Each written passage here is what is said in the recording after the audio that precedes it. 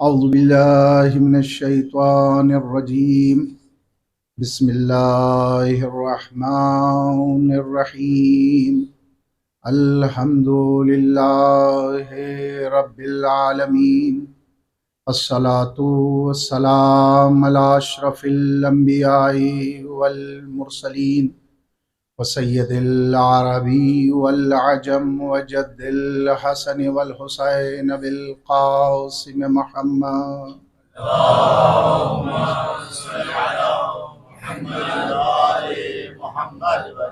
واہل بیتہ الطیبین الطاہرین ولعنۃ اللہ علی اعدائہم اجمعین من الآن الی قیام یوم الدین رب اشرح لی صدری ویسر لی امری واحلل عقدۃ من لسانی یفقہوا قولی اما بعد فقد قال سبحانہ وتعالی فی القرآن الکریم بسم اللہ الرحمن الرحیم وما خلقت الجن والانس الا لیعبدون صلوات ارشاد فرمائیں۔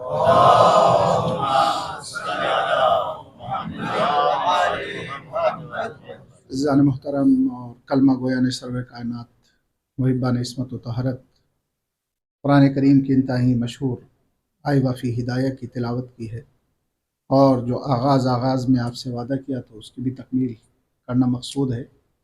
پروردگار عالم ارشاد فرما رہا ہے کہ ہم نے جن اور انسانوں کو پیدا نہیں کیا مگر یہ کہ وہ ہماری ورشپ کریں، مگر یہ کہ وہ ہماری ڈیوشن کریں، مگر یہ کہ وہ ہمارے سامنے سجدہ ریز رہیں۔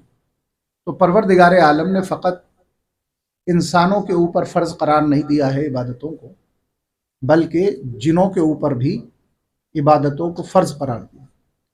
تو جیسے اللہ کی مخلوق انسان ہے، ایسے ہی اللہ کی مخلوق جن بھی ہے اور اجنہ بھی ہے۔ تو ہم یہ سوچتے ہیں کہ عبادت فقط اسی مخلوق کے اوپر فرض ہے جو کہ انسانی شکل میں ہے۔ پروردگار عالم نے نہ جانے پوری کائنات میں کتنی مخلوق کو خلق فرمایا، اور جتنی بھی مخلوق جہان میں ہے اور کائنات میں ہے، اور اللہ نے جس مخلوق کو خلق فرمایا ہے، یسبح للہ ما فی السماوات و ما فی الارض، وہ سب کی سب تسبیح و تقدیس کر رہی ہے، یعنی سب کی سب عبادت کر رہی ہے اپنے اپنے انداز سے۔ تو جو جن ہے، یہ قوم بھی وہ قوم ہے کہ یہ بھی اللہ کی عبادت کر رہی ہے۔ تو سوال پھر یہی پیدا ہوتا ہے کہ جب ہر مخلوق کو سلیقہ عبادت سکھانے والے کچھ تھے، تو پھر ان جنوں کو سلیقہ عبادت کس نے سکھایا؟ ان جنوں کو بھی سلیقہ عبادت سکھانے والے وہی ہیں جنہوں نے ملائکہ کو، فرشتوں کو سلیقہ عبادت سکھایا ہے۔ اور آپ یہ دیکھیے، جو جن مخلوق ہے اللہ کی، جو مخلوق ہے، یہ انسان کے بعد نہیں ہے وجود میں آئی، یہ انسان سے پہلے وجود میں آ گئی۔ اور اس کی سب سے بڑی دلیل ہمارے اور آپ کے پاس ہے کہ جب حضرت آدم علیہ السلام کا پتلا تیار ہوا تو پروردگار عالم نے حکم دیا کہ سب کے سب سجدے میں چلے جائیں۔ سب سجدے میں چلے گئے الا ابلیس، لیکن ابلیس نہیں گیا۔ تو یہ جو ابلیس تھا، یہ کس قوم میں سے تھا؟ کیا یہ ملک تھا؟ کیا یہ فرشتہ تھا؟ کہا کہ نہیں، یہ فرشتہ نہیں تھا، یہ ملک نہیں تھا، یہ قوم اجنہ میں سے تھا، یعنی یہ ناری مخلوق تھی، لیکن اپنی عبادت کی بنیاد پہ صفے نورانی مخلوق میں جگہ بنا چکا تھا۔ توجہ رکھیے گا، کتنا بڑا عابد، کتنا بڑا زاہد، کائنات کے ذرے ذرے پہ سجدہ کرنے والا ابلیس، اللہ کو اتنی عبادت پسند آئی کہ صفے ملائکہ میں جگہ۔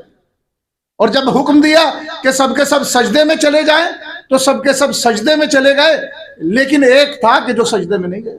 وہ کون تھا؟ وہ ابلیس تھا۔ ابلیس کون ہے؟ شیطان ہے۔ کس قوم سے ہے؟ قوم اجنہ سے ہے۔ تو جس طریقے سے ہمارے یہاں پر مومن اور کافر ہوتے ہیں، اسی طریقے سے ان کے یہاں پر بھی مومن اور کافر ہوتے ہیں، لیکن بس ان میں اور ہم میں فرق یہ ہے، ہمارے یہاں پہ مومن و کافر کے ساتھ ساتھ منافق بھی ہوتے ہیں، ان میں منافق نہیں ہوتے۔ صلوات پڑھیں محمد و آل محمد پر۔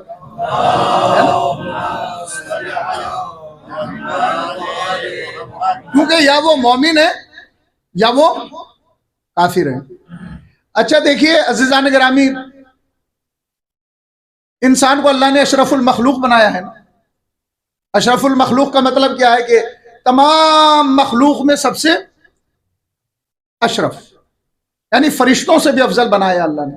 کیوں بنایا؟ کہا کہ اس لیے بنایا کہ ملک وہ ہے کہ جس کے یہاں پر عقل پائی جاتی ہے لیکن قوت شہوانیہ نہیں پائی جاتی، لیکن انسان وہ ہے جس کے یہاں پر قوت شہوانیہ بھی پائی جاتی ہے اور عقل بھی پائی جاتی ہے، لیکن انسانوں کا حال یہ ہے کہ عقل سے کام لینے کو تیار نہیں ہے۔ صلوات پڑھیں محمد و آل محمد۔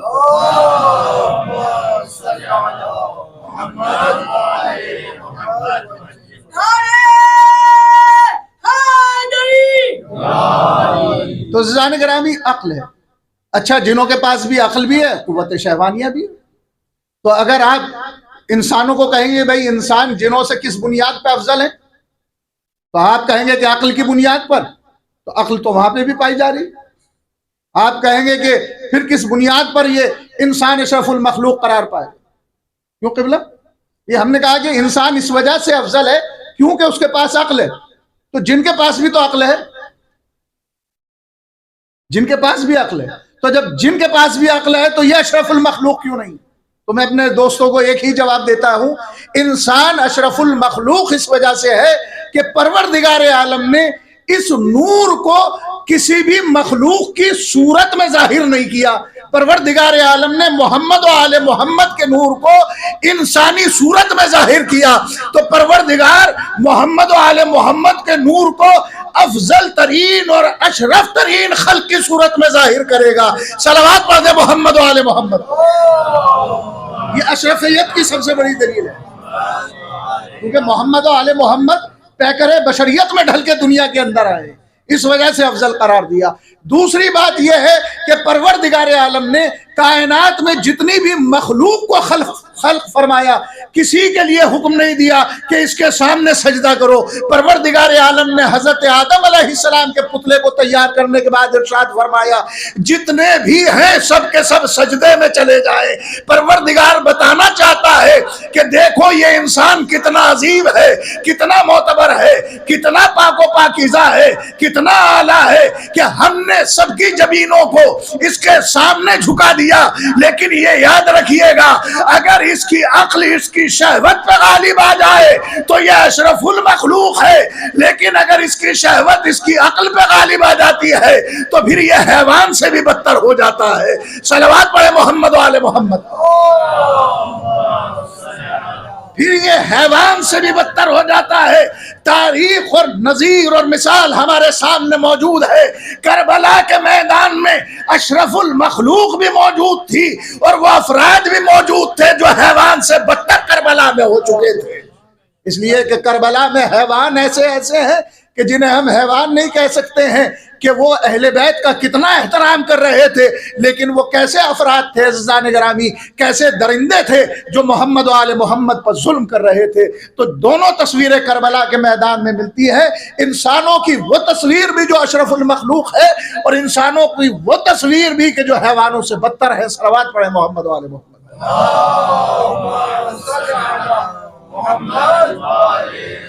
یہ انسان جو ہے اللہ کی عبادت کے لیے پیدا ہوا، جیسے انسان اللہ کی عبادت کے لیے پیدا ہوا ایسے جن بھی اللہ کی عبادت کے لیے پیدا ہوا، اور بہت پہلے سے اللہ کی عبادت سارے جن کر رہے ہیں۔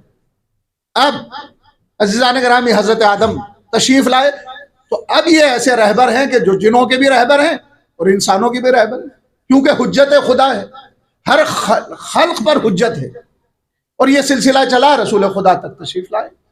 تو رسول خدا صلی اللہ علیہ وسلم کا زمانہ ہے،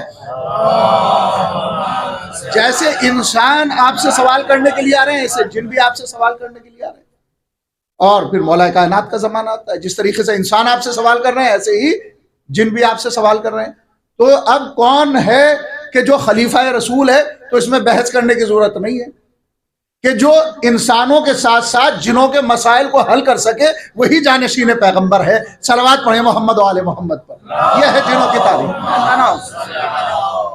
اور تاریخ آگے بڑھتی ہے۔ عزیزان گرامی مولا کائنات تشریف لا رہے ہیں اور رسول خدا ساتھ ساتھ ہیں، کنویں کے پاس پہنچے اور پیاس کی شدت ہے لشکر کے اوپر. رسول اللہ نے فرمایا کہ یہاں پہ کوئی ایسا چاہ ہے کہ جس سے پانی کو کسب کیا جا سکے. اب وہ تلاش کر رہے ہیں.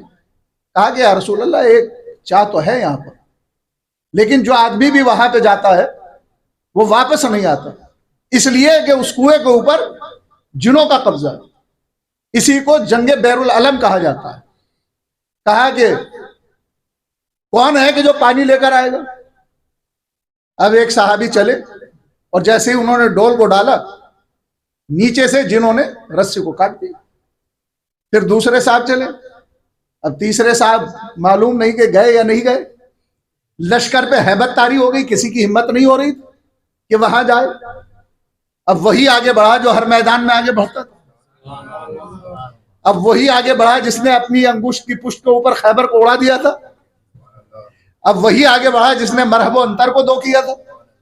مولا کائنات تشریف لے گئے اور ڈول کو، جیسے ہی ڈول کو ڈالا انہوں نے رسی کو کاٹا.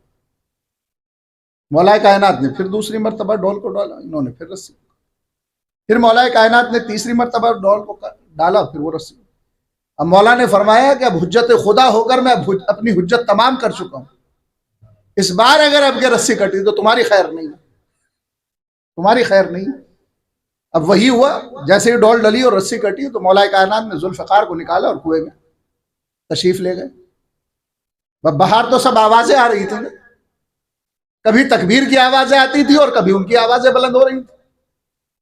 حضرت علی علیہ السلام نے یادگار جنگ کی ہے عزیزان گرامی جنوں سے. اگر یہ ہوتے تو دیکھنے کے بعد راہ فرار اختیار کر لے، لیکن مولا کائنات کی تلوار چل رہی ہے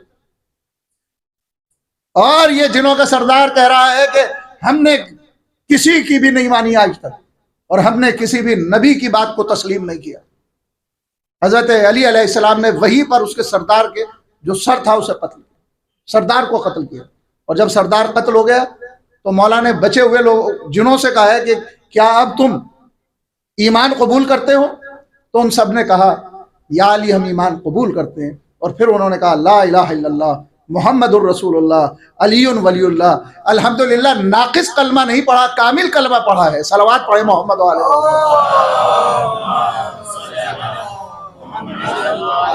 اور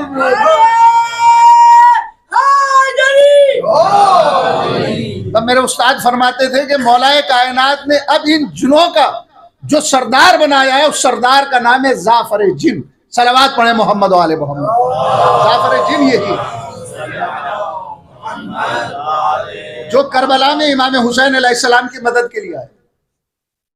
یہ تو مولا امام حسین علیہ السلام تھے نا کہ امام حسین علیہ السلام نے ہر ایک کی مدد کو انکار کیا. ملائکہ آئے، انبیاء آئے، مرسلین آئے، اجنہ بھی آئے، ظافر جن بھی آیا مدد کے لیے. ملائکہ امام حسین علیہ السلام نے سب کو انکار کیا کہ مجھے مدد کی ضرورت نہیں ہے، یہ امتحان کی گھڑی ہے.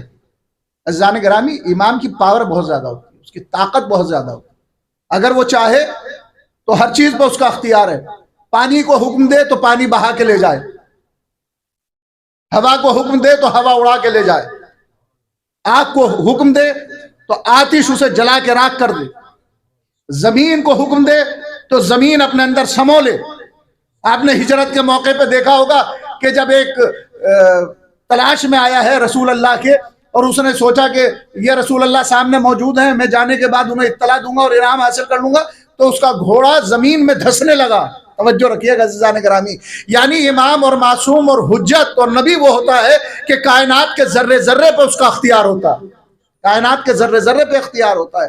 لوگ کہتے ہیں کہ امام زمانہ علیہ السلام تشریف لائیں گے تو آخر ان کی طاقت کیا ہوگی؟ ان کی سب سے بڑی طاقت یہی ہوگی کہ وہ کائنات کے ذرے ذرے پہ اختیار رکھتے ہیں. اگر وہ ہوا کو حکم دے دیں تو ہوا انسانوں کو ختم کر دے، اگر وہ پانی کو حکم دے دیں پانی بہا کے لشکروں کو لے جائے، اگر وہ زمین کو حکم دے دیں تو زمین لشکروں کو اپنے اندر سمو لے، اگر وہ آگ کو حکم دے دیں تو آگ انہیں جلا کے راکھ کر دے. عزیزان گرامی تو امام زمانہ علیہ السلام کی طاقت اور اپنے زمانے کے امام کی طاقت بہت زیادہ ہوا کرتی ہے. پروردگار عالم ہمیں ان کے سچے ناصروں میں شمار فرمائے. سلسلہ چل رہا ہے عزیزان گرامی، امام حسین تک یہ سلسلہ آیا اور ہر امام سے ہر جن نے استفتاء کیا اور اپنے مسائل کو حل کیا. آج کی یہ جو شب ہے، آج کی یہ جو تاریخ ہے، یہ امام حسن عسکری علیہ السلام سے منسوب ہے، اور میں نے یہ پوری تمہید اسی کے لیے تیار کی ہے۔ مولا کے چاہنے والے بیٹھے ہوئے ہیں، دسترخوان بچھا ہوا ہے، اور مولا کے چاہنے والے بیٹھے ہوئے ہیں۔ مولا نے فرمایا کہ بسم اللہ، سفرہ بچھا ہوا ہے، آپ تناول فرمائیں۔ سب لوگ بیٹھے رہے۔ پھر میرے مولا نے فرمایا کہ بسم اللہ کریں۔ کہا کہ مولا آپ کے بغیر کس طریقے سے بسم اللہ کر سکتے ہیں؟ مولا نے فرمایا کہ ایک مخلوق کا میں انتظار کر رہا ہوں، اس لیے کہ میں ان کے ساتھ آغاز کروں گا اپنے کھانے کا۔ کہا کہ مولا ہم اس وقت تک انتظار کریں گے۔ کچھ دیر انتظار کیا، مولا نے فرمایا بسم اللہ۔ اب ان سب نے خرمے لینے شروع کیے، تو یہ دیکھ رہے ہیں کہ تشت سے خود بخود خرمے اٹھ رہے ہیں، لیکن ہاتھ نظر نہیں آ رہے ہیں۔ کہا کہ مولا کیا یہ مخلوق آ گئی؟ ایک صحابی نے پوچھا۔ میرے مولا نے فرمایا کہ بے شک آ گئی۔ تو مولا نے اس کے چہرے پہ ہاتھ پھیرا، کہا کہ مولا میں دیدار کرنا چاہتا ہوں۔ جیسے یہ ہاتھ پھیرا تو وہ مخلوق نظر آنے لگی، بڑا کمزور اور بڑا نحیف اور بڑا لاغر ایک شخص بیٹھا ہوا ہے، اور جو مولا سے گفتگو کر رہا ہے اور خرموں کو نوش فرما رہا ہے۔ مولا نے فرمایا کہ یہ مخلوق بھی ہم سے سوالات کرتی ہے، یہ مخلوق بھی ہم سے سوالات کرتی ہے۔ اور پھر ہاتھ پھیرا چہرے پہ، پھر وہ غائب ہو گیا۔ صحابی کہتا ہے اس کے بعد میں نے اس مخلوق کو نہیں دیکھا۔ تو امام وہ نہیں ہوتا کہ جو انسانوں کے مسائل کو بھی حل نہ کر پائے، امام وہ ہوتا ہے کہ جو جن کے بھی مسائل کو حل کرے اور انسانوں کے مسائل کو بھی حل کرے۔ اسی لیے جب ہم زیارت امام زمانہ پڑھتے ہیں تو اس میں ایک کلمہ پڑھتے ہیں، وہ کیا ہوتا ہے؟ السلام علیک یا امام الانس۔ ہاں، تو یہ جو امام ہے وہ کون ہے؟ جنوں کے بھی امام ہے اور انسانوں کے بھی امام ہے۔ امام حسن عسکری علیہ السلام کا جو زمانہ ہے، یہ ہمارے وہ امام ہیں جن کی بڑی مختصر زندگی ہے۔ امام محمد تقی علیہ السلام کی 25 سال 25 سال عمر ہوئی، اور امام حسن عسکری علیہ السلام کی 28 سال 28 ایئرس کے میرے مولا ہوئے ہیں، اور آپ کی 22 سال کی زندگی قید میں گزری۔ آپ کی زندگی 22 سال کی قید میں گزری، اور 1 سال آپ کا راحت کا رہا ہے۔ اور اس راحت کے زمانے میں مولا کے چاہنے والے آپ سے آ کے ملے، تو جب مولا کے چاہنے والے آپ سے آ کے مل رہے تھے تو مولا کی آنکھوں میں آنسو تھے، اور اپنے گلے سے لگا رہے تھے مولا اپنے چاہنے والوں کو۔ دیکھیے کتنا خیال رکھتے ہیں اہل بیت ہمارا۔ ہم انہیں یاد رکھیں نہ رکھیں، لیکن وہ ہمیں ضرور یاد رکھتے، ہر گھڑی یاد رکھتے ہیں، ہر لمحہ یاد رکھتے ہیں۔ اپنے چاہنے والوں کو دیکھا، لوگ سوالات لے کر آئے، مولا نے سوالوں کو حل کیا، اور انہی سوالوں میں سے ایک شخص تھا، اس نے کہا کہ تم اپنے مولا سے ملنے جا رہے ہو؟ کہا کہ ہاں ملنے جا رہے ہیں۔ کہنے لگے اچھا اگر تمہارے امام ایسے ہیں تو میرے سوالوں کا جواب دے دیں گے؟ کہنے لگے بے شک دیں گے۔ تو اس نے کہا کہ اپنے سوال تحریر کر دو۔ اس نے ایک صفحہ لیا اور اپنی انگشت سے، اپنی انگلی سے اس نے اپنے سوال لکھے۔ کہا کہ ان سوالوں کا بھی جواب دے دیں گے تمہارے مولا؟ کہا کہ بے شک، کیوں نہیں دیں گے میرے مولا ان سوالوں کا جواب۔ اللہ رے، یقین دیکھیے مولا کے چاہنے والے کا کس درجہ پہ، کس درجہ یقین ہے۔ اور وہ خط لے کے آئے، اور پھر مولا کے چاہنے والے نے وہ خط مولا کے حوالے کیا۔ مولا نے قلم نکالا، وہ قلم نکالنے کے بعد جواب دینا شروع کیا۔ تیرے پہلے سوال کا جواب یہ ہے، اور دوسرے سوال کا جواب یہ ہے، اور تیسرے سوال کا جواب یہ ہے۔ اور اس میں ایک سوال لکھا۔ کہا کہ تو ایک سوال لکھنا بھول گیا تھا جو تیرے ذہن میں تو تھا لیکن لکھ نہیں پایا۔ اللہ اکبر، اس کا جواب یہ ہے۔ تو عزیزان گرامی، امام وہ ہوتا ہے کہ جو علم رکھتا ہے مکمل، جو ہم سوچتے ہیں، جو ہمارے دل میں ہے، جو ہمارے دماغ میں، انہیں اس چیز کا علم ہو جاتا ہے، جو حجت خدا ہوتی ہے، جو زمانے کا امام ہوتا ہے۔ تو عزیزان گرامی، یہ جب ورقہ اس کے سامنے پہنچا اور اس نے سوالوں کو دیکھا اور پڑھا تو الحمدللہ وہ صاحب ایمان ہو گیا اور مولا پہ ایمان لایا، مولا کی امامت کا اقرار کیا، اپنے زمانے کے امام کو اس نے پہچان لیا۔ تو عزیزان گرامی، یہ معرفت بہت بڑی چیز ہے۔ اسی قلم کے حوالے سے میں آج ہی امام علیہ السلام کی جو تاریخ پڑھ رہا تھا، اس میں ایک فضیلت میرے مولا کی یہ تھی کہ امام علیہ السلام کثرت سے قلم چلاتے تھے، اور جب آپ نماز کے لیے اٹھ کھڑے ہوتے تھے تو آپ اپنی جگہ سے اٹھ جاتے تھے لیکن قلم چلتا رہتا تھا۔ صلوات پڑھ دیں محمد و آل محمد پر، قلم چلتا رہتا۔ یہ امام علیہ السلام کی فضیلت ہے۔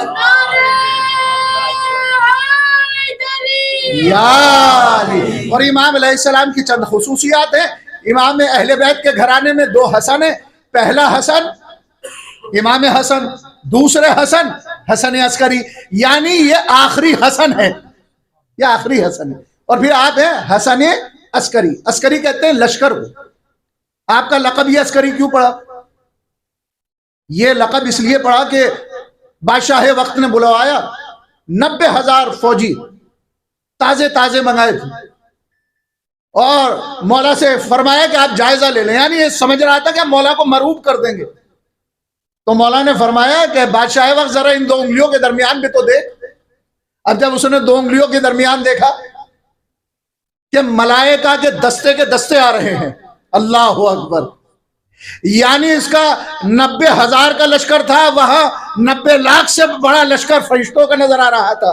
عزیزان گرامی, آپ نے غور نہیں کیا, عام انسان وہ ہوتا ہے کہ جب عام انسان اپنے مدد کے لیے کسی کو بلاتا ہے تو وہ مدد کے لیے چلا آتا ہے, لیکن وہ مخلوق ہوتی ہے کہ جو نظر آتی ہے. لیکن امام کے پاس ایسی مخلوق ہوتی ہے جو نظر بھی نہیں آتی. اگر امام حکم دے دیں عزیزان گرامی تو ہر کوئی اپنے کام چھوڑنے کے بعد امام کی نصرت کے لیے حاضر ہو جائے. کیوں؟ اس لیے کہ ملک کا کام کیا ہے؟ ملک کا کام یہ ہے کہ جو رکوع میں ہے وہ رکوع میں ہے, جو سجدے میں ہے وہ سجدے میں ہے, جو قیام میں ہے وہ قیام میں ہے. تو عزیزان گرامی یہ جو ملائکہ ہے اپنی عبادتیں چھوڑ کے آئے نا, وہ ملائکہ جو عبادتوں کے لیے خلق ہوئے ہیں, تو جب وقت اہل بیت پہ آتا ہے تو ان کی نصرت کے لیے اپنے آپ کو بدل دیتے ہیں. وہ ملائکہ جو ظاہراً رکوع میں تھے, سجدے میں تھے, قیام میں تھے, رکوع میں تھے, اور جب نصرت امام کا مسئلہ آیا تو نصرت امام کے لیے آمادہ پیکار ہو گئے. تو میں یہ کہتا ہوں کربلا کے میدان میں اگر امام حسین چاہتے تو ملائکہ یا جنہ کو حکم دے دیتے تو پورے لشکر کو ختم کر دیتے. لیکن کربلا کے میدان میں حسین امتحان کی منزلوں سے گزر رہے تھے, عشق کی منزل سے گزر رہے تھے کہ پروردگار عالم کائنات میں ہے کوئی ایسا جو ایسی قربانیاں تیرے لیے دے سکے, جو اس طریقے کا عشق اور محبت تجھ سے کر سکے, جو اس طریقے سے تجھے کوئی چاہ سکے. صلوات پڑھ دے محمد و آل محمد پر. کائنات میں کوئی ایسا نہیں.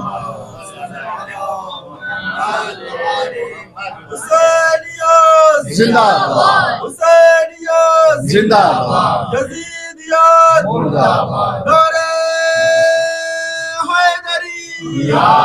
میں ایک مختصر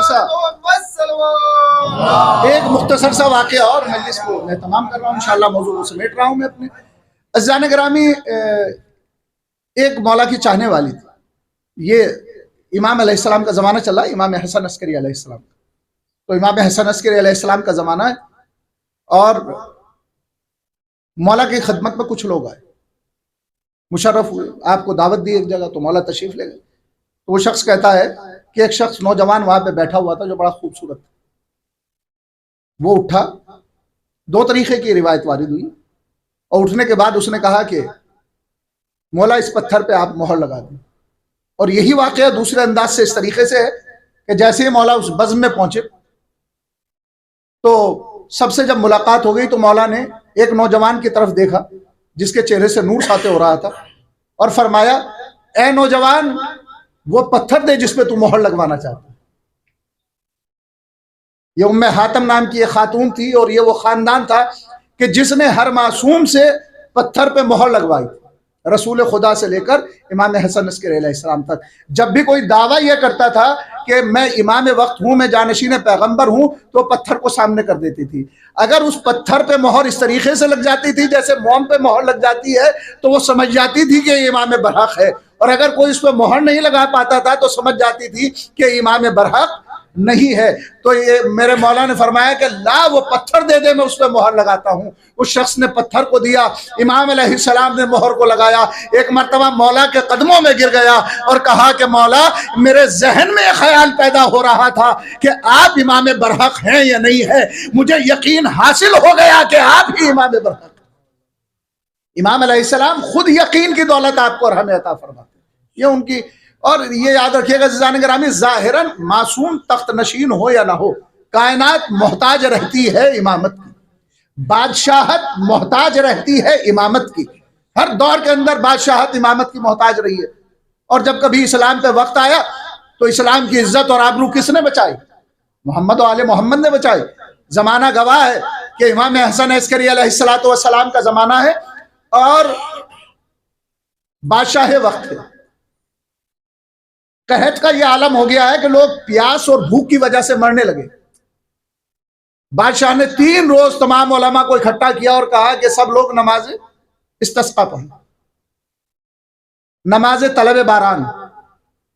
اب 3 دن تک لوگ شہر سے باہر پاب رہنا جاتے ہیں، اس کے اپنے آداب ہیں نماز کے. 3 روز سہروز تک وہ لوگ گئے، اور جب وہ صحرا میں گئے، جنگل میں گئے، تو باران رحمت کا نزول نہیں ہوا.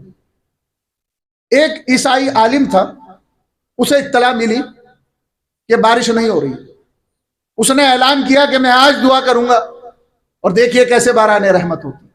وہ صحرا میں آیا، اس نے دست دعا کو بلند کیا، بادل آنے لگے، بارش ہونے لگی. کہا کہ پھر دوسرے روز تم دیکھنا اسی طریقے سے بارش ہو. پھر دوسرا روز ہوا، پھر اس نے دست دعا کو بلند کیا، باران رحمت کا نزول ہونے لگا. پھر تیسرے روز اسی طریقے سے دست دعا کو بلند کیا، باران رحمت کا نزول ہونے لگا. تو 3 روز مسلسل باران رحمت کا اسی طریقے سے نزول ہوتا. اب یہ حیران و پریشان ہو گئے، عقیدے میں فرق آنے لگا کہ عجیب معاملہ ہے، عجیب مسئلہ ہے کہ یہ جو دعا کرتا ہے تو قبول ہو جاتی. تو اکثر مسلمان مرتد ہونے لگے، ان کے ایمان میں کمی واقع ہونے لگی، شک پیدا ہونے لگا اسلام کو لے کر کے یہ حق ہے یا نہیں ہے. کیونکہ جو عیسائی عالم دین ہے وہ دعا کو دست دعا بلند کرتا ہے، باران رحمت کا نزول ہو جاتا ہے. بادشاہت مجبور ہوئی، امامت کے پاس آئی. اللہ اکبر، اللہ اکبر. مولا سلامت رکھے آپ تمام حضرات. اور امام سے درخواست کی کہ آپ چلیے ورنہ تو اسلام کی آبرو خطرے میں. مولا تشریف لائے، عالم دین بھی آیا. جیسے ہی وہ بیٹھا دعا کرنے کے لیے تو میرے مولا نے فرمایا کہ اس کے ہاتھ میں جو چیز ہے اسے لے لیا جائے. اس کے ہاتھ سے وہ چیز لے لی گئی.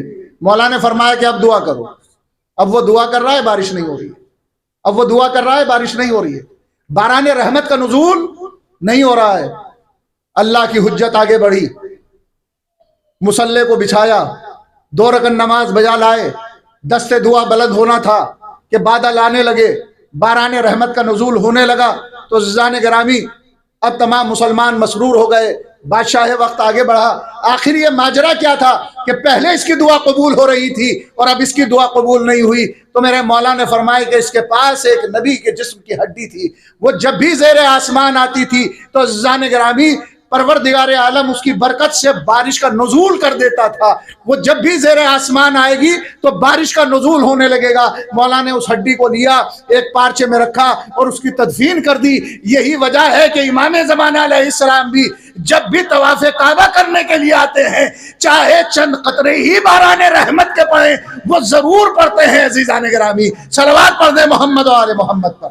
طواف کعبہ کے لیے جب آتے ہیں تو علامت ہے یہ امام زمانہ کی کعبے میں طواف کی کہ جب امام علیہ السلام طواف کعبے کے لیے آتے ہیں تو باران رحمت کے قطروں کا نزول ضرور بالضرور ہوتا ہے. صلوات پڑھ دیجیے گا محمد و آل محمد.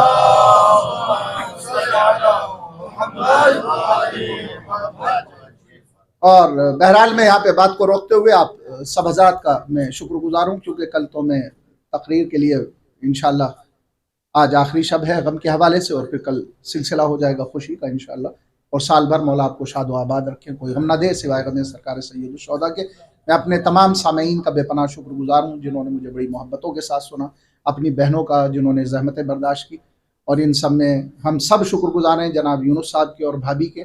کہنے کو وہ بھابھی ہیں لیکن ان کی شفقت والدہ والی ہیں، وہ سب کا بے پناہ خیال رکھتی ہیں. پروردگار عالم ان کی بھی توفیقات میں بے پناہ اضافہ فرمائے، انہیں طول عمر عطا فرمائے، اور مولا کے چاہنے والے جہاں کہیں بھی ان کی جان مال عزت و ناموس کی پروردگار عالم حفاظت فرمائے. اور عزیزان گرامی، یہ جو مجلس ہوتی ہے ہمارے یہاں پر، یہ الوداع کے عنوان سے مجلس ہوتی ہے. اور پھر بڑا مسئلہ عجیب چل رہا ہے قبلہ. اب لوگ ہیں کہ مثلا کیوں نہیں اپنے علم میں اضافہ کرنا چاہتے ہیں، میری سمجھ میں نہیں آتا ہے. اب اپنے دل سے بات کہتے ہیں، قرآن کیا کہہ رہا ہے، حدیث کیا کہہ رہا ہے، سیرت اہل بیت اور سیرت محمد و آل محمد کیا کہہ رہی ہے، ہماری سمجھ میں نہیں آ رہا ہے کہ اس پہ غور کیوں نہیں کرتے. تاکہ آپ لوگ الوداع کیوں پڑھ رہے ہیں، یہ الوداع الوداع کے نوحے کیوں پڑھ رہے ہیں؟ کیا آپ بس امام حسین کو رخصت کر رہے ہیں؟ پہلے تو آپ زیارت پہ جائیں، آپ کو معلوم ہوگا کہ وہاں بھی ودا پڑھی جاتی ہے، الوداعی زیارت ہوتی ہے. جب ہم ودا کرتے ہیں تو کس انداز سے ودا ہونا چاہیے؟ اور کیونکہ یہ چیزیں تو معرفت کی ہیں تو ان کی سمجھ میں نہیں آئیں گی، کیونکہ محمد آل محمد ہر ایک کی سمجھ میں نہیں آتے ہیں، عظمت ہر ایک کی سمجھ میں نہیں آتے ہیں، لوگوں کا مقدر سویا رہتا ہے۔ اصل میں مسئلہ یہ ہے، اس لیے کہ مقدر انہی کا بیدار ہوتا ہے جو محمد آل محمد کی معرفت رکھتے ہیں، تو وہ یہاں بھی سوتا رہتا ہے ان کا مقدر، اور وہاں بھی سوتا رہے گا، دونوں ہی جگہ سوتا رہے گا۔ اور دوسری چیز یہ ہے عزیزان گرامی، ان کو سمجھانے کے لیے ہے کہ جب آپ ماہ مبارک رمضان تمام ہوتا ہے تو اس میں ایک دعا ہے نا وداع رمضان کی، تو کیا اب آپ نمازیں نہیں پڑھیں گے؟ کیا اب آپ عبادت نہیں کریں گے؟ کہا کہ نہیں، وداع رمضان پڑھی جا رہی ہے، اس وجہ سے کہ رمضان تو ہمیشہ رہے گا لیکن ہم نہیں رہیں گے، ہوں یا نہ ہوں۔ تو ہو سکتا ہے کہ ہمارا آخری رمضان ہو، تو اس لیے ہم وداع پڑھ رہے ہیں، یہ ہماری قسمت میں اگلا رمضان ہو یا نہ ہو۔ اے پروردگار عالم، تو ہمیں اس رمضان کی توفیق کے صلے میں اور اس رمضان کی فضیلت کے واسطے اور وسیلے سے ہمارے گناہوں کو بخش دینا اور ذریعہ نجات قرار دینا۔ تو ہم وداع کر رہے ہیں ماہ مبارک رمضان کو، کیسے کرتے ہیں؟ دعا پڑھ کے۔ وداع کی ایک دعا ہوتی ہے نا، ہوتی ہے نا، تو کیوں؟ رمضان تو رہے گا، ہم رہے نہ رہے۔ اسی طریقے سے یہ 2 مہینے 8 دن یہ تو ہمیشہ رہیں گے، لیکن خوش نصیب ہیں وہ افراد کے جو اگلے سال بھی اس غم کو منائیں گے۔ اس لیے ہم وداع لیتے ہیں اپنے امام سے، اور یہ رمضان میں وداع لے کر ہم بتاتے ہیں کہ یہ جو 30 دن ہیں یہ سال کے باقی دنوں کے جیسے نہیں ہیں۔ ایسے ہی 8 ربیع الاول میں وداع لے کر بتاتے ہیں کہ یہ 2 مہینے 8 دن اور ہیں اور سال کے باقی دن اور ہیں۔ صلوات پڑھ دیں محمد و آل محمد۔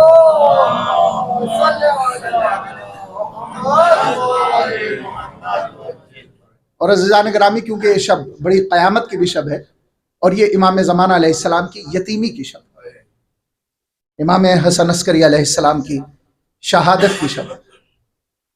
جس بھی امام علیہ السلام کو زہر دیا گیا تو بہت مختصر سے وقت میں اس دنیا سے رخصت ہو۔ ہمارے یہ وہ امام ہے جو سب سے زیادہ دن تک زہر کے اثر سے متاثر ہو۔ پہلی ربیع الاول کو زہر دیا گیا، اور 8 ربیع الاول کو میرے مولا شہید ہوئے۔ اللہ اکبر! زہر کی شدت جیسی بڑھتی جا رہی تھی، آپ کے جسم پہ راشا لرزہ ایسے بڑھتا جا رہا تھا، اور میں نے آج ایک عجیب و غریب میرے مولا کے اس واقعے کو پڑھا ہے کہ میں تڑپ کے رہ گیا۔ 8 ربیع الاول کو جب آخری وقت امام علیہ السلام کا آیا نا، تو جب زہر دیا جاتا ہے تو پیاس میں شدت بڑھ جاتی ہے۔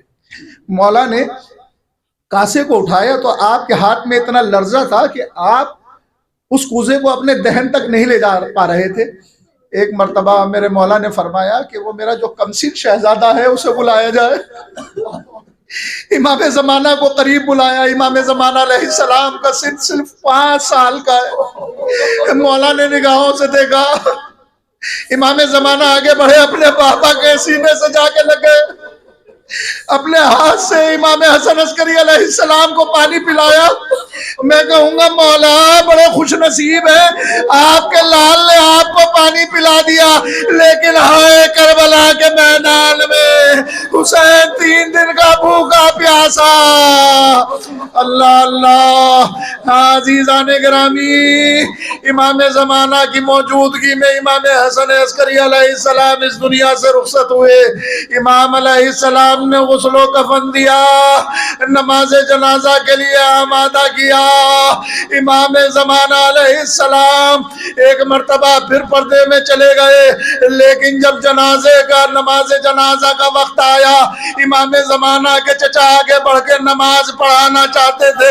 امام زمانہ تشریف لائے، ارے چچا کو پیچھے کیا، امام زمانہ نے اپنے بابا کی نماز پڑھائی۔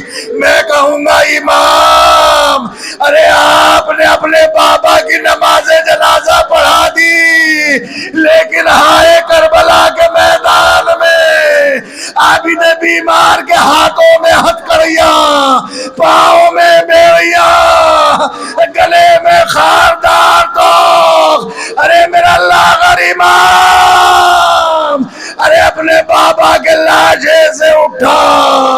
اللہ اکبر! عزیزان گرامی، 3 دن کے بعد میرے مولا نے آ کے اجازت سے نماز جنازہ پڑھائی اور تدفین کی۔ اللہ اللہ! عزیزان گرامی، اے امام زمانہ، ہم آپ کو آپ کے بابا کی شہادت کا بھی پرسہ دیتے ہیں، ارے کربلا کے شہیدوں کا بھی پرسہ دیتے ہیں۔ اے میرے مولا، آپ پہ ہمارے لاکھوں سلام۔ اے فرزند زہرا، آپ پر ہمارے لاکھوں سلام۔ اگر ہم سے کوئی غلطی ہو گئی ہو تو معاف کر دینا۔ ارے ہم ایسے ماتم نہ کر سکے جو ماتم کرنے کا حق تھا، ہم ایسے آنسو نہ بہا سکے جیسے آنسو بہانے کا حق تھا، ارے ہم ایسے خدمت نہ کر سکے جیسے خدمت کرنے کا حق تھا۔ ارے ہم سے کوئی غلطی ہوئی ہو تو ہمیں معاف کر دینا۔ عزیزان گرامی، اب اگلے برس جو زندہ رہے گا وہ حسین کا غم منائے گا۔ ارے میرے زمانے کا امام، ارے جس کے آنکھوں میں آنسو ہوں گے، ارے مصلی عبادت میں بیٹھ کے کبھی اپنے بابا کو یاد کر کے رو رہا ہوگا، ارے کبھی کربلا والوں کو یاد کر کے رو رہا ہوگا۔ انا للہ و انا الیہ راجعون ولعنت اللہ علی القاذفین۔